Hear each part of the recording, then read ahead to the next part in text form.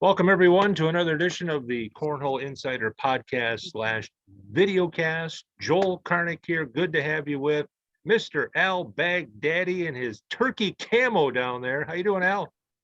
Good. Probably Turkey season starts tomorrow for me. Yeah. People are already out hunting today, but you'll be out getting the gobblers tomorrow. And the guy we say the name is right. Oh, hang on, I got right here. The best nickname I think in all of Cornhole, Al Baghdadi, or Desert Storm, whatever you want to call him. And we're going to get to Frank Modlin here in just a second here and talk some game changers. Al, before we do that, we want to remind folks at the end of this video, we will be drawing for the Scorholio bags and hat that Mr. Ben Voodoo was nice enough to offer to us. What was that, like a month ago or so, wasn't that, Al? Yeah, it was about 6 weeks ago, I think, a month ago. We did a podcast with Ben and talked about Sportfolio, and he offered a set of bags and a hat for anybody that commented on our YouTube channel. Yeah. And also, we want to remind people right here, if you could just do us one favor, if you enjoy this, this is only, I think, the 7th episode that we've done, and we've already had over 2,000 views, and it continues to grow. It's grown faster than I thought it would, to be honest with you. But if you enjoy it, which a lot of people have told us, I've been at tournaments in Vegas and Michigan the last month, and so many people came up to me and said they enjoy the podcast. So just do us a favor right here. Just hit subscribe. We won't bug you.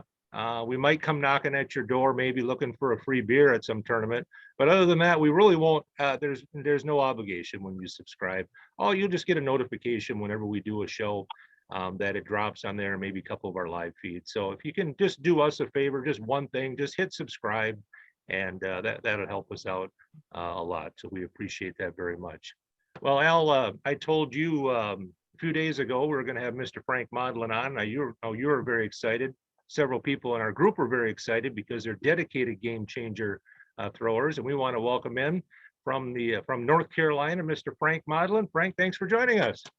I appreciate you guys having me, man, and I appreciate all the folks out there, that do throw the game changers. Many thanks. Appreciate y'all a lot. Welcome, Frank. Al, nice to see you, man. Yeah, Al, am I going too far, Al, to say that I think the Game Changer is probably the most recognizable, iconic bag in the cornhole game right now? Am I going too far on that, Al? No, probably not. I think the name is very fitting, that it really was a game changer. That it kind of revolutionized the bag industry, and I would say so. Yeah. So, Frank, give us the beginning here. Give us the very beginning of how this started, whether it was in your garage or your brother's shed or whatever happened. Give us the beginning of the Game Changer bag here. Okay. But I tell you what, before I dive into that, would it be out of the way if we match that offer with Scorholio there?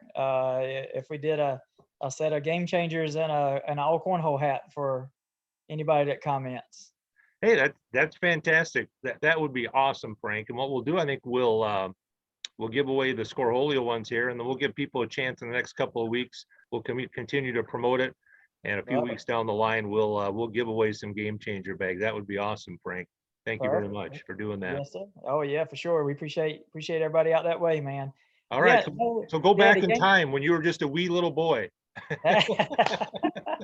Oh my goodness. When we were little, who would have ever known that any of us would have been involved in all this, 10, let's see, well, I guess it's 12 years ago. I honestly don't think I knew what cornhole was. Time has kind of flown by now. I get asked a lot, how long have I been playing? And I keep trying to add those numbers up right, and I think it's around the 11-year mark now. But honestly, just about like everybody else, grew up playing sports. I didn't play a lot of high school sports. I kind of chose to, work instead. Wanted to get a vehicle, so you know how that is. Your priorities change. You get interested in the girls, and you want to go out dating and stuff. So I kind of veered away from ball a little bit. But man, my once I got married, I started playing travel softball and played that for a long, long time. I was fortunate enough to be on a lot of really, really good travel teams, and we played all over the country. Uh, I I wasn't. I really was just very fortunate to be on some very talented teams, and we had a lot of success. But yeah, that kind of we my wife and I, we had all girls, and they were more along the cheerleaders and the dance and the gymnastics, that type of thing. They started out playing a little ball, but kind of veered away from it. So softball kind of kept me in the loop, and then here comes cornhole.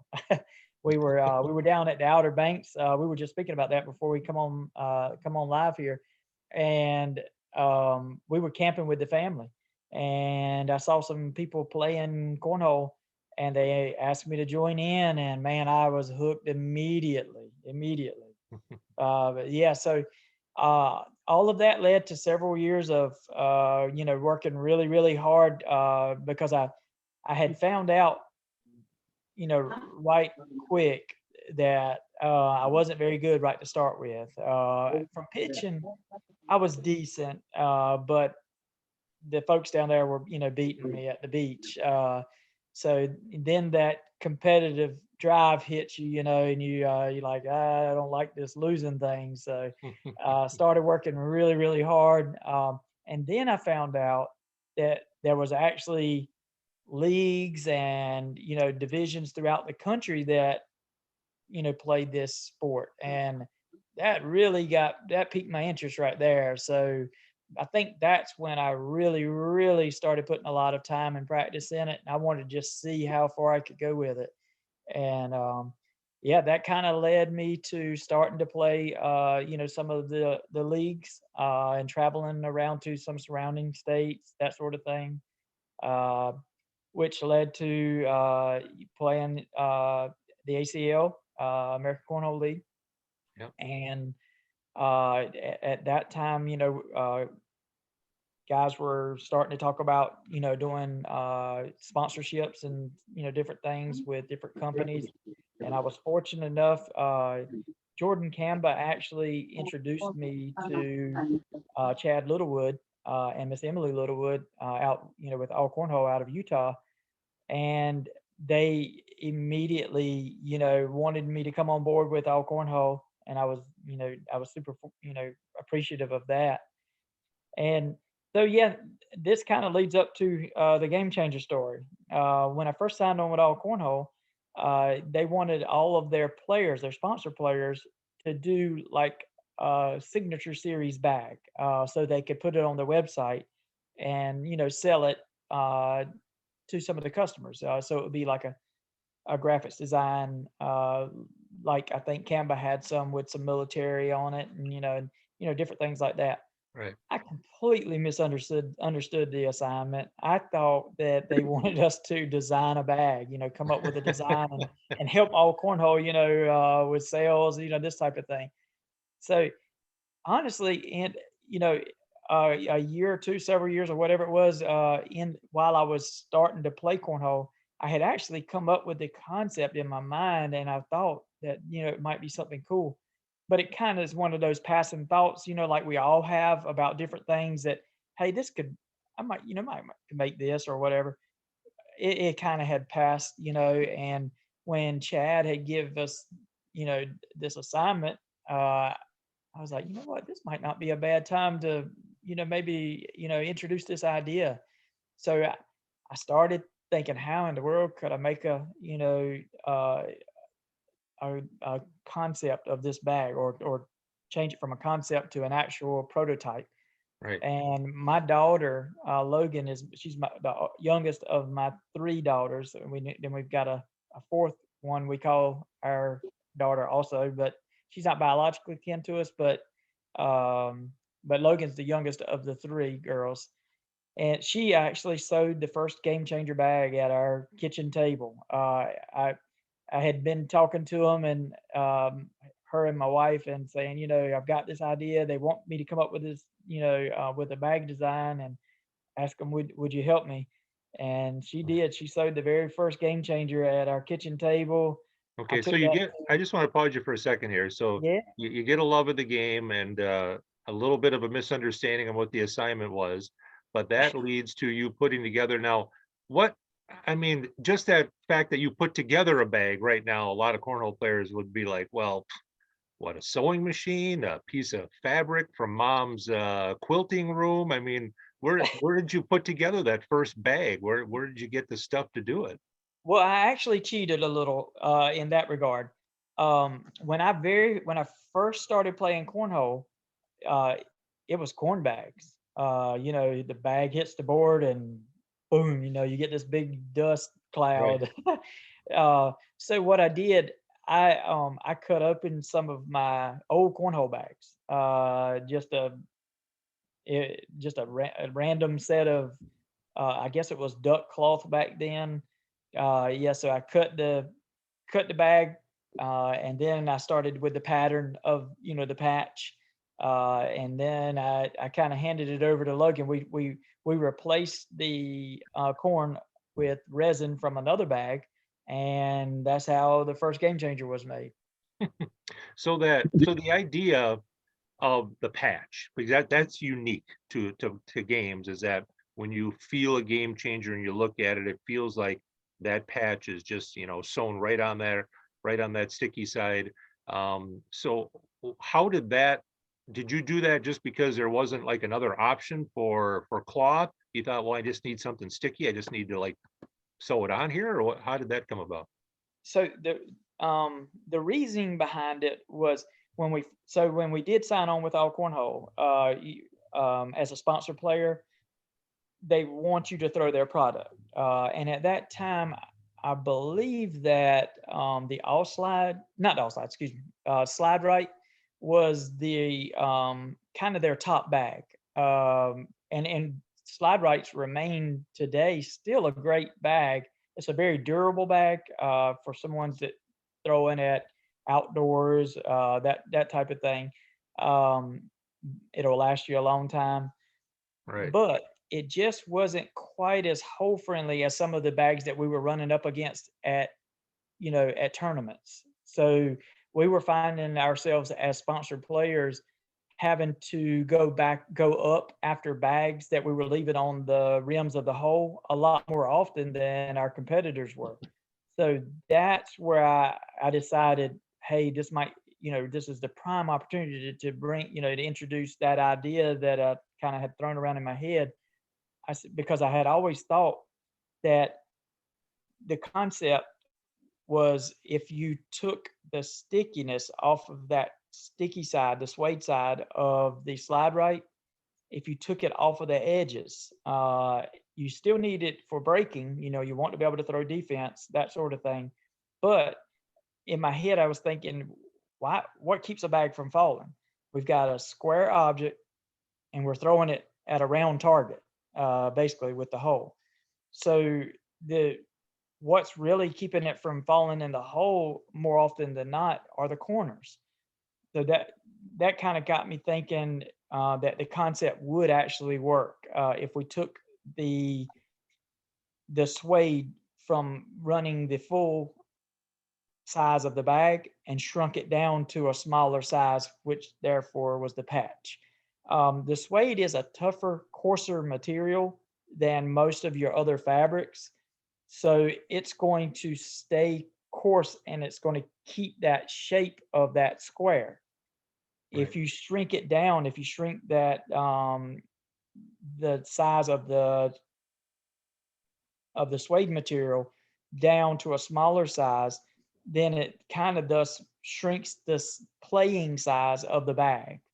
So that's kind of the concept of how we started with the patch. And I started testing it. I was teaching health and PE at that time. And I was, after Logan made that first one, it wasn't long at all. I threw it, I less than probably 20 times before I realized, oh yeah, this is going to work. And that was a really, really, really rough prototype now. Yeah. So I knew You if it still, worked you with the still have that original, Frank? we do, man. I have it in a safe, actually. Yeah. So yeah, we stuck that thing in there. it's pretty cool. I'll send you a picture of it. If my daughter was home, I would get her to take it out. But they're still at the Easter thing. But yeah, so yeah, it's it's kind of rough looking. Actually, some of the beads are leaking out of it now. Well, they call your bag, and I'll tell you what your bag is referred to in our area, and you tell me whether you think this is an insult or whether it's a compliment.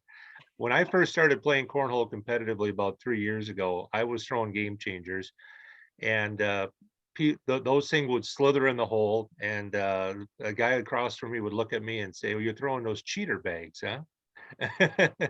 No, I Uh-huh. think, do you take that as a compliment because they were groundbreaking in the way that they slithered in the hole? Uh-huh. Oh man, I got asked this question actually. Man, it was not too long after Game Changers first came out. We were doing a podcast out on the West Coast, and we actually went out there and did it live on set with those guys. And I got asked that same question, and my answer still remains the same today. It's 100% a compliment. Because it is a true legal bag. There's nothing illegal about the bag. It matches all of the dimensions and the specifications of the American Cornhole League and other leagues. So it almost has to be a compliment, because if it's something that is perfectly legal, but it plays like an illegal bag, it seems like it gives you an advantage. Then it's kind of like that driver on the race car that their crew team has figured out something, Yeah, that's legal. They figured out how to torque something just a little stronger, or make something a little lighter, or whatever it is with the race car. And it's all in the evolution. Our sport has evolved in many ways, and Game Changer, I think, was just one of the evolutions. There's a lot of great bags out there for sure, and uh, I honestly don't mind hearing people say that it's a cheater bag. I hate that. I hate sometimes that might make someone feel guilty about throwing them. That part I hate. But well, Al honestly, Baghdadi, how would you analyze the game changer? I mean, that the fast side of it's really fast, there's no doubt about it, but well, what's been your experience with the game changer, Al? Well, for me, where I don't throw a consistently flat bag, I've always struggled with the patch side of the game changer, that I get a little kick out of it. And it seems like compared to, I don't, I've, I don't think I owned a set of game changers. I think I had some game changer steadies at one time, but when I play in blind draws and stuff, and I throw game changers, for me, I have to alter where I grip the bag to get a good flight out of the bag, but that's just me, that it's a great bag. There's no doubt about it. I appreciate And it. it's, Thank Yeah, and it's talk a little bit. We're with Frank Modlin, by the way, if you're missed the first part of this, Mr. Game Changer himself. you. And so when you figured out that this bag would work, that it's going to happen, so what's the production side of it? Who is making them for you? So, yeah, that almost, I kind of left off the story a little bit there. So when we did, after we made that prototype, I contacted, well, Chad had actually contacted me several times, and he was, saying, Frank, all these other players have submitted their designs, which was just graphic designs, unbeknown to me. And he was like, "Where's yours at? We got to get this thing ready." And I said, "I'm working on something." He said, "Working on something?" I said, "Yeah." I said, "I'm working on something." And he said, "All right." I lost you. There's, Uh-oh. yeah, you're still there. We're just going to give people a little taste Oh, of gotcha. your game here too. Oh, okay, awesome. So, yeah, I told him I was working on something, and he said, "Okay." About a week later, he calls me back, "Frank, we got to get this thing in. Everybody's already, got their designs in." And I said, "Well, let me send you something." So I sent him a picture of that prototype that I was talking about earlier, the first Game Changer. And he immediately sent me a message back and said, "What in the?" We have to give a little bleep there. What, Mhm. what in the world is this? And which led to about an hour and a half phone call. And within just a within the first few minutes of me explaining what I thought the concept could do, he got it immediately. He understood it, and he said, I think you actually have something here, and we'll have to definitely look more into this and get this thing protected, because he thought the idea was that valuable. Yeah. So yeah, Well, but yeah, so I signed a not too long after that, they started making prototypes on their end. Miss Emily Littlewood, his wife, and Chad, they actually started making prototypes there in Utah of Game Changers out of different materials, and that led to about a year long, honestly, almost a solid year long of testing different types of material, different size patches, different combinations. Just so when we did launch, we wanted to launch with something, very awesome. And they hit a home run, man. They did it such a great job. I there's I honestly can take very little of the credit. A lot of this stuff was done in Utah, and I'm in North Carolina. They took the concept and together back and forth with a lot of shipping bags back and forth and testing and just a lot of video, a lot of throwing. The Game Changer was born, and so we signed at that time. We signed a kind of exclusivity deal with All Cornhole, so they would produce, manufacture, and sell Game Changers for us. Mm.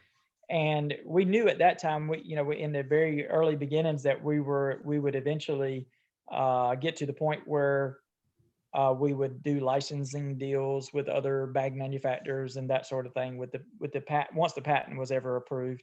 If it got approved, we didn't know at that time that it was going to get approved. I wasn't very familiar with the patent process, and that was an experience for Mhm. sure. But fortunately, Chad was already linked up with an awesome attorney, a patent attorney, and such a great guy, man. Just easy to work with. He could speak the language, the legal languages in ways that I could understand it, and was very, very helpful. But yeah, led to where we're at now. Now we're licensing deals with other bag manufacturers and able to share some of the Game Changer, technology with some of the other companies. Did it take off right away when you launched it? Was it an instant success, or was there a little bit of nerve rattling going on there, thinking, well, are people really going to like these, or is it just me, or what was the launch like for you? Well, the nerve rattling part was, we leading up to the launch of Game Changers, that during that year long process, we kept coming back to that Game Changer fabric. Chad will tell you, they didn't like that material to begin with. They sent it to me almost with a message saying, "All right, you're not going to like this, but just try it anyway." That sort of thing. And just like everybody else, I threw that thing and it took off like a rocket, and I was like, "Nah, this ain't gonna work." But I went back to it. I kept throwing it, and I was like, I kept seeing this material, this bag, doing some ridiculously crazy things around the hole, and I was like, maybe I'm missing something here. And we kept playing with the size of the patch, which would, if you increase that width, it would slow it down, a little bit or whatever. So, and eventually I came to decision of I was like, Chad, I think this is our material.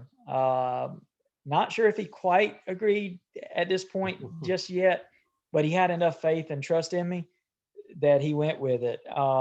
And knock on some wood somewhere, immediately right out of the gate, man. We launched at the College World Series back in 2018.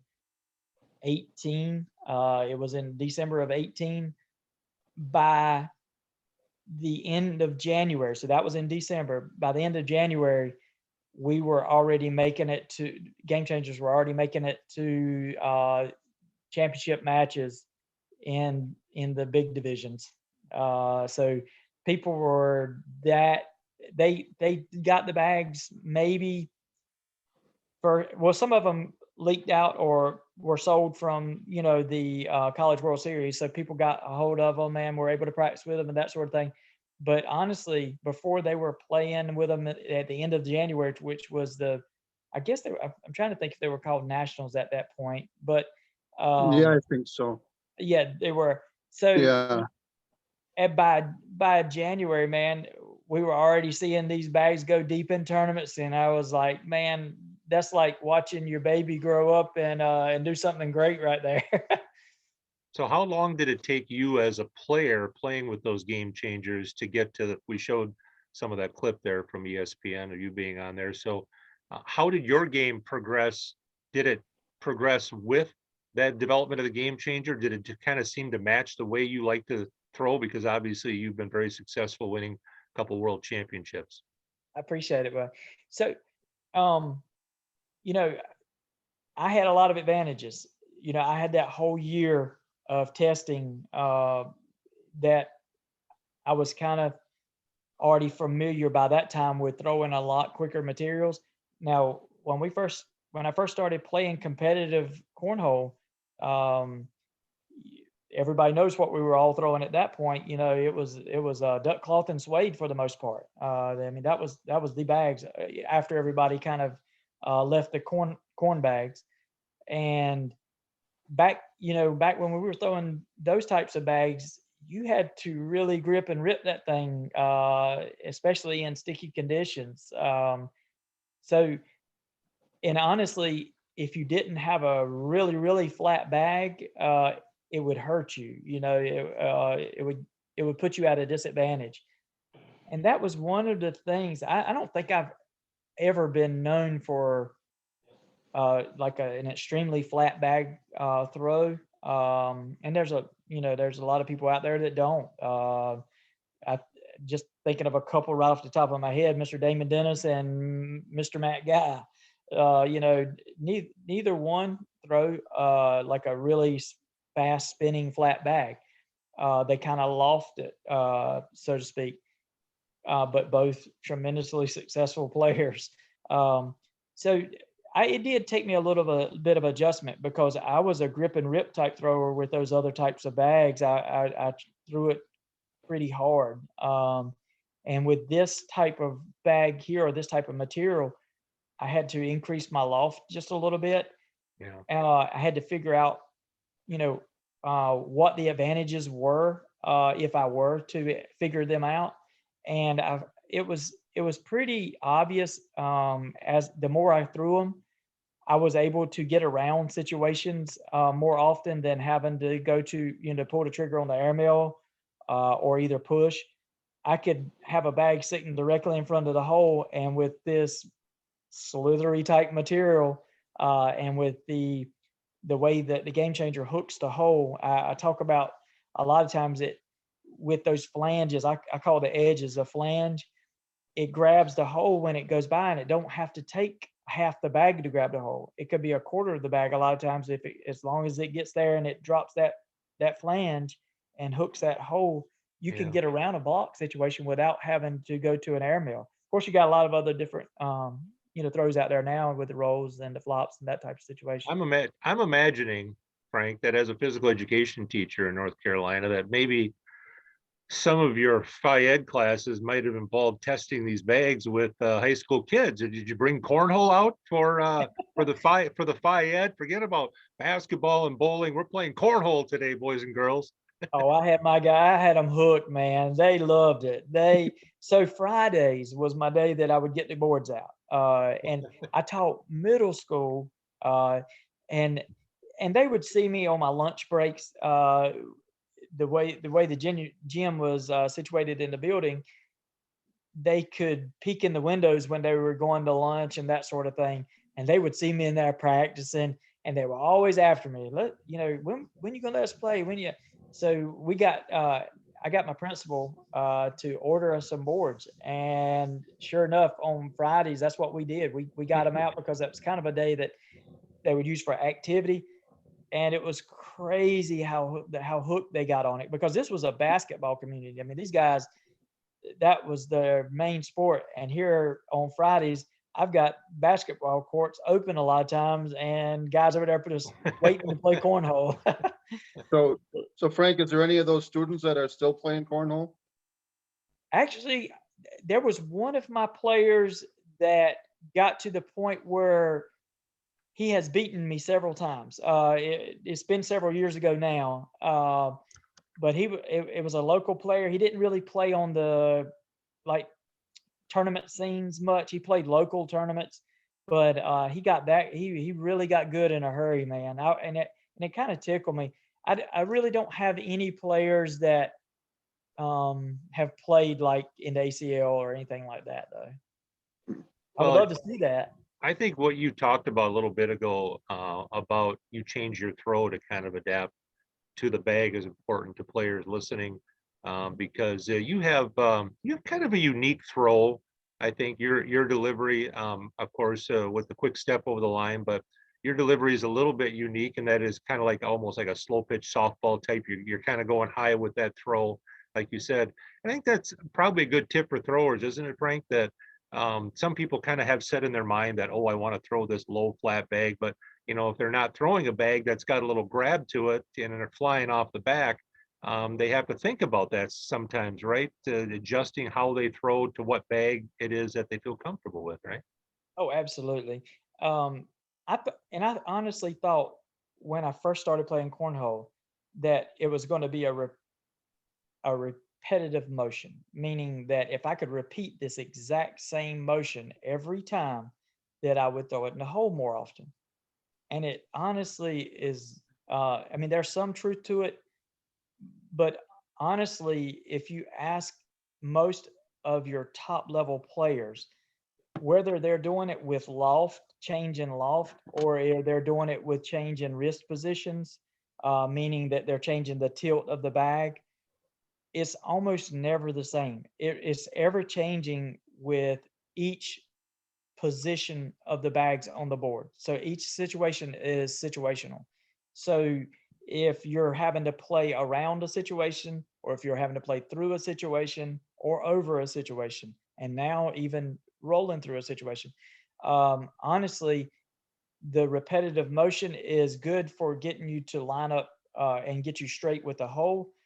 But you really do have to learn how to change, the loft, the angle of the bag that you're throwing, how it lands on the board, whether you want it to land tail down, or face down, or however you say that. Yeah. But Back yeah, loaded or up front loaded. Yeah. Yeah. back loaded or front loaded. But yeah, those positions mean a lot, and it comes from practice. You can hear people say it all you want to, but until you get out there and actually do it yourself, and you kind of have those aha moments. You see a bag do it, and you're like, did it do that by accident, or is it something to it? And it really is something to it.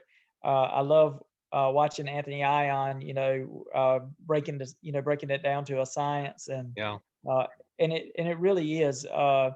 And and each bag does have its advantages. And learning the bag that you like to throw, learning those advantages and how to take advantage of those, uh, is key. It's super important, and it's what carries a player. I see a lot of players that plateau. They get to this level, and it doesn't seem like they can get much better. It's kind of like they've reached their peak. But there's a couple of different ways that they can extend it even further from that. One is up here, uh, being a student of the game and doing some of those things like what we were just talking about. Um, Paying attention to the little things about how a bag lands and how a bag acts when it does land in a certain position. My hand position, how did I release that bag? And watching other players, you don't have to mimic other players. I think some of the best players that play the game now actually probably, if you ask somebody like a Jamie Graham will tell you he probably didn't mimic one player's throw. He took a combination of multiple players and he figured out what style could fit his way of throwing. And he worked hard at it, worked really hard at it. But yeah, playing with those angles, playing with those lofts, being a student of the game can carry you to the next level if you truly, really want to do it. Yeah, I guess, I sometimes when I talk to some younger players, sometimes I've asked a couple different ones. I would say, what brings you joy? What do you, when you play the game, what is it that brings you excitement and joy? Is it sliding it in 4 times? Is it hitting a roll shot? Is it the airmail? What is it about the game that really makes you giggle like a school child? Really kind of brings you that great feeling. And I think everybody kind of has to find out what it is, and then go after that, because some people like that that roll, and they want to airmail, they want to block, and they want to play this little chess game with you. Other people just want to slide it in 4 times, right? Right. Yeah, that's that's so true. Um, one piece of advice I would give about the roll shot, and I've worked on this thing a ton myself, and I'm able to do it every now and then. I think with the roll shot, if if you use it strategically and you use it smart, it is an unbelievable shot. Mine isn't the typical roll that some of these guys that can really throw it good do, but I've learned how to throw some of the tail down bags like we were just speaking about and get up into situations, whether or not it goes into hole, as long as I retake the advantage away. A lot of times that's just what you're looking for. But yeah, no, I think you've got different styles of players. Matt Guy, I think he would tell you that. I mean, he's almost like a two-gear person. Matt Guy's either going to put that, he's going to try to outslide you. If you try to block him, he's going to just shoot airmails on you. That's his gears. Can he throw other things? Sure, but that's his strong points, and he knows it. So that's what he's going to use. Some of the other players that like to do the flop or the block, let's say like Eric Davis. Eric Davis, if he throws his first bag in the hole, he's disappointed. He's his first bag. He wants to put up some sort of a situation for you to have to get around and you to have to deal with. And he's a great recover player, so he's gonna spend the rest of that round manipulating bags to recover his block bag, and also either flop, roll, shove, that type of situation. So it really depends on the style of player that you are, what you like to do. Me, I think my style of play probably is I used to be a block and airmail. That just used to be my style of play. I used to do it so much, but now the game has evolved. It's changed, quite a bit. There are so many other ways to get to the hole now than just slide or push an airmail.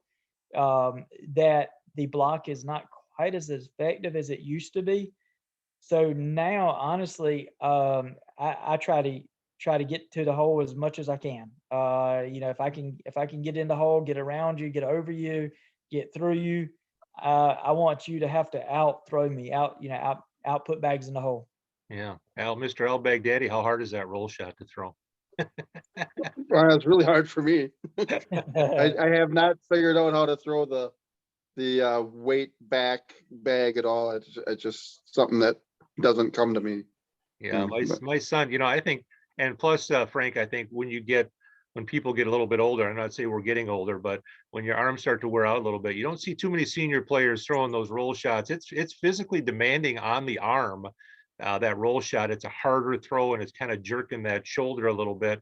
But I do remember we were in Vegas a couple weeks ago, and I threw a a hard push shot on the slippery side, and it happened to roll right over and go in the hole.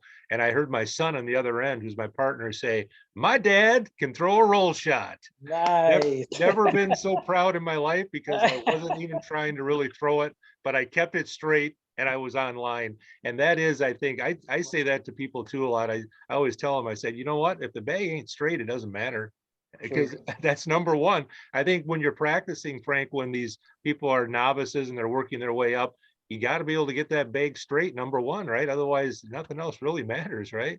Absolutely, man. Get you working on that consistency is your first. That's your first thing. You know, you've got to get to the point where, honestly, I think throwing the deck arounds, and I tell everybody that, you know, when they ask about how can I get better, you know, record your throwing, do it on paper and do it on video. You know, watch yourself, figure out, you know, I was throwing really good that night.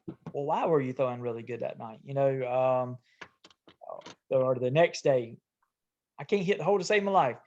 What are you doing different? You know, and it really does break it down to the science of it. This game, it is so rewarding, but it can be so oh my gosh, it can be so frustrating at times, because sometimes you just feel like you've got this thing figured out, and then where did it go? So it's an ever like it's an ongoing tweaking thing, and not just at the lower levels. Pros will tell you they go through that same. It might be smaller gaps that they deal with as far as their off days and on days, but they still have those tweaking. You know, they're continuously tweaking their games. Right. In my opinion, the not for me, but the level that you're playing at the pro level, the big thing now is with these national tournaments and open tournaments, you have to throw at such a high level for so long. You know, that to get through that bracket might be 8-10 hours to get through that bracket, that you have to maintain that focus for that long. It's really a hard thing for most people to do. That is so true. Like that's probably been some of the biggest topics of conversation amongst the pros over the last couple of years. And it's just because of I said not say just because, but part of that is because of the how much the sport has grown, the popularity, the influx of young talent that's come on board that are unreal. They're putting in a lot of time. They're practicing, and just just like you said earlier about being young and being able to throw that velocity. You know, they can rip those bags. They're throwing it with a tremendous amount of spin. They can do this different, hand positions and that sort of thing, wrist positions. It is hard. It's so hard now to go to a tournament, because I would say, and I don't mean this in a negative way, but used to, you could go to a national event or a major or whatever it would be called at that time, and you could probably narrow it down to maybe 10 to 15 players. And within that 15 players, you could have a winner. You could pick a winner within that 15. That is not true anymore. Now that number has grown significantly. And now you might run up in the first round of an open or the first round of a national, playing a game where if you don't throw 10.5 or 10.7 or 11, you may go into losers bracket first round, even though you throwing that good. It's crazy. Yeah. And to do it, like you say, 11 hours. Yeah. And they're long weekends, that's for sure. The growth of the game, Frank, obviously has been just tremendous. You've seen it within the bag industry is just crazy competitive with a number of bags out there. And we have the ACL, of course, and the ACO, which is kind of the original one that got it all going back in the early 2000s. But I kind of see it. We're kind of in the area of a country here where ACO is just more accessible to us travel wise and stuff. But I'm seeing a lot of unique things in the ACO and the ACL where they're both thriving and really getting a lot of players at their tournaments. And I think that competitiveness, Frank, you tell me if you agree with it, that competitiveness between those two is kind of making both sides, keep recreating and coming up with new ideas. ACL has some great things for the pros next year. ACO just announced some stuff too. So that competition, I think, is good. What do you think, Frank? Oh, it's healthy for sure. Like you say, it does keep them on their toes. It keeps them having to be innovative. They both want to continue to thrive, and I think they have. I think with the ACL, what they've done with the pro division and the popularity that it's gotten from the media exposure has both helped both leagues. I think that the attention, especially with the young people in the sport, they watch these guys on TV and they want to play like them. They want to, get to that competitive level like they are or whatever. So yeah, I think in that it's a healthy I think it's healthy for the sport to have each other even though we don't compete against each other. um, I think it's healthy for the sport because they each have their own strengths and weaknesses, I guess. Yeah, but you talked about that, playing in the first round of a tournament and getting beat by someone. You see that a lot because you see a lot of real good ACL players who aren't pros but are really good. They'll sneak into an ACO tournament, be unranked, and all of a sudden, they're really good and they're knocking off some of the top ACO and vice versa too. Some of the real good ACO players will sneak over to an ACL Open and surprise a few people. So I think it's all healthy and good. We're trying to build the game and it continues every year. It just in our area, really a densely populated, not many people up here in northern Wisconsin. The number of groups that have just popped up here in the last couple of years, Al, you've seen it, is just crazy. Yeah, I mean, every area now has an event sometime during the week, where they get together and have a switch holy or something like that. And it makes it better for all the players to have somewhere to throw. Hey, Yeah. look, I would encourage players to play wherever they can. You know, if it is ACO in that area that's just has a strong presence, why not? Also, what you were saying about uh, like somebody beating a pro, that sort of thing. Man, I tell you what, I've been some of these ACL Open events are probably some of the areas that you see that the most. I've been to some, opens throughout the country, and in some, some of them are in some remote areas. So I see some players that I've never seen before. You go into an Open now, you better not go in there thinking you're gonna, well, I'm gonna take this thing down. There's so much talent that's spread out throughout this country, some known and some unknown. There's a lot of super talented players that might not be on TV, may not be the ones that you see on TV. But I will say this about the pros. Um, for the ones that have kind of been around the sport for a while and have established themselves, um, are they beatable? Absolutely. You might have a young kid that's been, working his butt off for a couple of years now, and he's got his game pretty dang strong. Can a Matt guy go in there and lose to him? Absolutely. It's kind of one of the things about this sport is, I think a lot of you've got to probably just like with golf. There's a lot of players throughout the country. Given the right opportunity, they probably could make the pro tour. It's just, but they just might not have had that opportunity yet. Some of these young players that are hidden out there that we don't know just yet, here in the next few years, we might see them, see them on that TV stage, just like like this season that's happening right now. We've already had some rookies, yeah, making a lot of noise on the pro, in the pro division.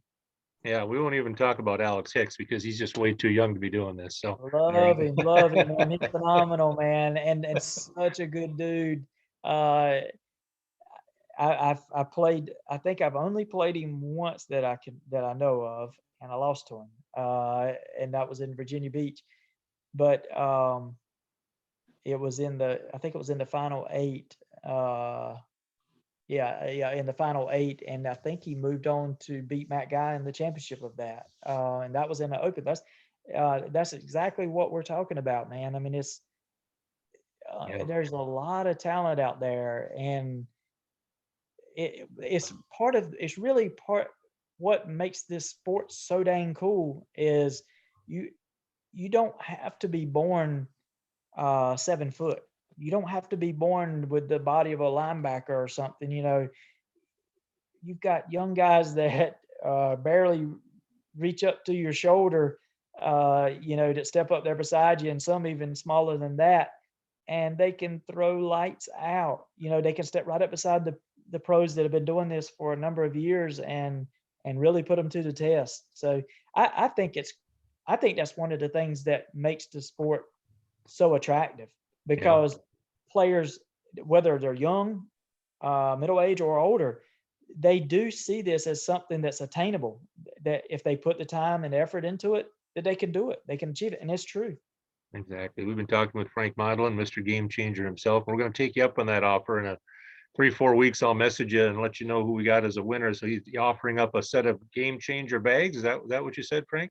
Yeah, we'll do a GameChangers bags and an all cornhole hat there. Awesome. Might Awesome. get you to throw in a all cornhole shirt there. Appreciate it very much. So just comment on this or any of our future videos over the next 3 weeks and subscribe, and you'll automatically be eligible like the ones we're going to give away in just a little bit. Frank, it has been an absolute pleasure to get to know you and hear the story of Game Changers. I'll stick with it. The most iconic bag, I think, right now, and the most recognizable bag, and quite a story to see how it just kind of happened almost accidentally by a lack of communication. Just design a bag is what you heard. For And you me, I did. think So that's cool. when I think of Game Changers, I think of how much they changed the bag market, that they were really at the forefront of the exploding popularity of people buying and reselling bags in the secondary market. And really, the Game Changer is the one that set the market for all of that. It definitely, I think it definitely sparked a lot of things there, and it's been really cool to see how all of that has grown. It's pretty cool. There's a lot of people out there have some amazing collection of bags. And they'll send me pictures every now and then, and to me that's just so awesome. That you've got people that's got original like OG Game Changers that they've never thrown. It's just unreal to see how it's been appreciated. And now, with like what we were talking about earlier about the licensing and the new technology with Game Changers and how we've been able to link up with other bag manufacturers and share this technology. It's that to me, that's what and that's what we wanted from the very beginning. Of course, when you come up with something in a product and you want to sell it and you want it to do good and everybody wants to make money, that sort of thing. But honestly, I think the biggest thing that I've enjoyed the most about this is I'll go to tournaments or just like hearing you guys talk about different stories about different players in those areas that love the bags, and that's my big thing right there, man. That is what warms up my heart the most about Game Changers is just hearing people tell me how much they enjoy them, how much they've how much it has changed their game, that sort of thing.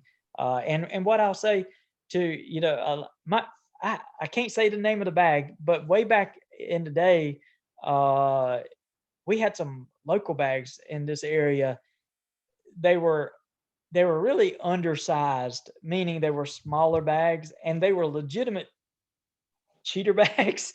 Uh, yeah, and I honestly kept running up against these bags at different money tournaments, and I might would make it to a championship and lose a championship, and here I am on the way home driving and whining and complaining, and my wife says, "You know what? Rather than complain about them or whine about them, why don't you just get some?" And it was kind of like a duh moment for me. And I honestly did get some of those bags at that time because they were some of the most popular in this area. And I didn't throw them at like sanctioned events like the leagues, but we in outlaw tournaments we threw them, and holy cow, of course they acted like cheater bags. So my point is, what I tell a lot of people, when they call the Game Changers cheater bags, it is a compliment for me. And some of the guys, if they say something, they might say something to them about, oh, you're throwing them cheater bags. I just tell them, look, if you can't learn how to throw them, it's just to my advantage. Look, keep throwing them and keep winning with them. All right, Frank. Well, thank you for taking time to join us. It's been a Thanks, pleasure. Frank. Hopefully, Thank you guys. Appreciate y'all having me, man. So somewhere much. down Good the luck line, I'll up tap you tomorrow. on the shoulder and we'll meet face to face. Thanks again. I appreciate it, Frank. Thank you guys. Y'all take care. All right, take care. Frank Modlin there with Game Changers and allcornhole.com. Great story there, Al, of how that happened. It was everything I Yeah, it's dreamed really it would pretty be. neat. Let's talk about the Restore You Classic, because this thing continues to get bigger and bigger, Mr. Baghdadi. Yeah, June 10th and 11th, Park Falls, Wisconsin. Restore You Classic. It's Friday night switch holio, Saturday doubles and singles. The essential shooting supply long shot. We'll have bag raffles. We're getting some bags coming in. We can still use more bags if anybody wants to donate. The weekend What will else be we got? streamed. We'll have Friday and Saturday both. We'll have sit and go blind draws as boards open up. So there's going to be something for everybody. Eddie's Cornhole reviews, bag reviews will be there streaming with his professional system, main court all weekend long. Are we to the point sponsorship wise where we can say that the doubles winner is going to get $1,000? Are we at that Yeah. point? Yep. All right. Right. $2,300 in total payouts. All right. So we got singles, doubles, and there's a lot of teams signed up. You can sign up on Scoreholio. Just search for Restore You, RESTORU.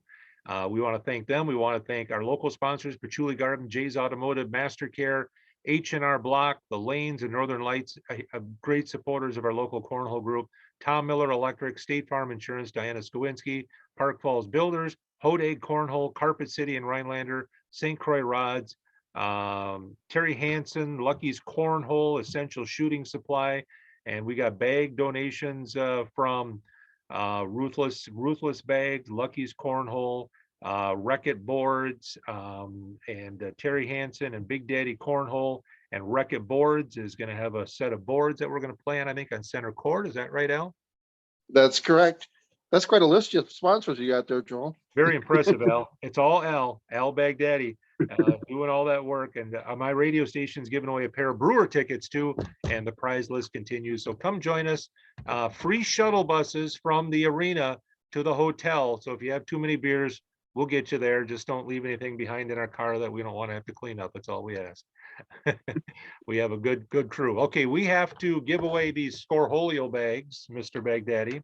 And I've got 30, let's see here, I believe it's 40 people that commented, and they will be eligible for this. So I have on my wheel here, number 1 through, oh boy, this isn't gonna come through very good, is it?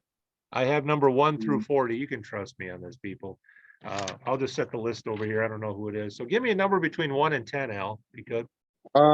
Between 1 and 10? Yeah. 6. Okay, I'm going to regenerate this thing 6 different times, and then it'll pick a number between 1 and 40. So 1, 2, 3, 4, 5, 6. And it's going to be number 2. And number 2, and the winner of the bags is going to be Chris Kyle. CHRISKYLE. So Chris Kyle will be in touch with you. We'll get you with Mr. Ben Budu there of Scoreholio. We'll get you your Scoreholio bags and hat. So please hit subscribe. Now, if you hit subscribe and comment in the next 3 episodes past this, you heard Mr. Modlin say a set of Game Changer bags. He said all cornhole hat, I think, in a t-shirt too also. So Yep. that's pretty cool. So please hit subscribe. Al Baghdadi, I was looking at the stats today. We've had almost 2,000 different people, unique people, watch our first 7 episodes of the Cornhole Wow. Insider video cast, but we've only had 130 people hit subscribe. So if you just want to do us just one favor, all this hard work that Al and I put into this video podcast of sitting here, drinking a glass of wine, eating my little miniature Kit Kat, it's a tough job.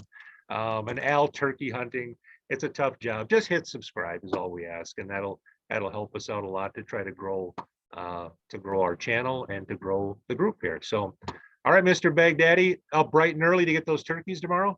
Yep. Daylight. All right, you got to be up before the sun comes up. Yeah, I'll be out before the sun comes up. Do you Hopefully use the weather cooperates. do you use a turkey call? Oh, yeah. All right, do you have it Yep. with you? You got it with you? No, I don't. Oh shoot. Okay, maybe next week. All right. Good Nobody luck. wants to hear that. Good luck turkey hunting. I want to see the turkey All right, thanks, by the Joel. legs. All right. Thanks, Al. Al Baghdadi there, Mr. Desert Storm, Joel Karnick here, and that's another edition of the Cornhole Insider video podcast. Thanks for tuning in. It's been fun.